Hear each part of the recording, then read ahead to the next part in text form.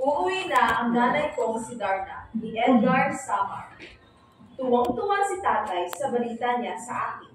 Uuwi na ang nanay mo, sabi niya habang nasisilip ko na halos ang alangalan niya sa kanyang pagtawa.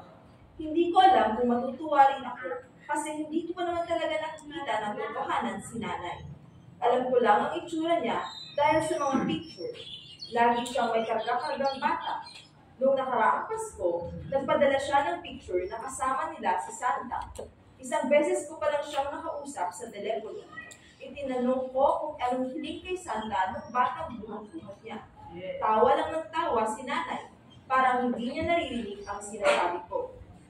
Maliit na maliit pa raw ako nung umalis si nanay papuntang Hong Kong. Karga-karga nga raw ako ni nanay na dumating siya sa airport na buong ang kanay.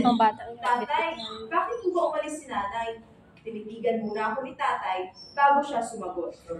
Laging ganoon si tatay kapag may tinatanong ako tungkol kay nanay. Alam mo anak, kailangan kasi ng tulong ng nanay mo sa ibang bansa. Aba, ang galing naman kasi ng nanay mo.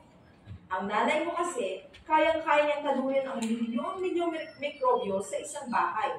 Isang pasada lang niya ng wonder walis niya, Swiss! Patay lahat sa siya na nagdadala ng sakit. Para kung walang Darna si nanay, tay, may power. Anong parang si Darna? Si Darna talagang nanay mo. Pagmamalaki ni tatay. Aba, kahit sino hindi niya inuurungan.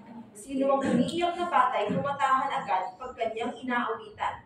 Kaya nga gustong-gusto siya ng kanyang tinutuluyan at ayaw na siyang paalisin. Pero tay, kung si nanay po kung si Darna po si nanay, bakit bukas pa siya darating? Bakit hindi na lang niya rin papunta rito sa atin para mabilis? Napangiti lang si tatay.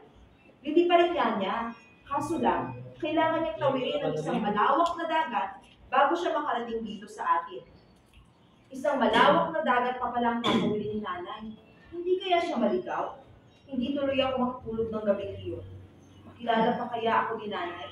Aba, ipagmamalaki ko siya sa mga magiging kaklase ko sa pasukan. Si Darna yata ang nanay ko. Okay.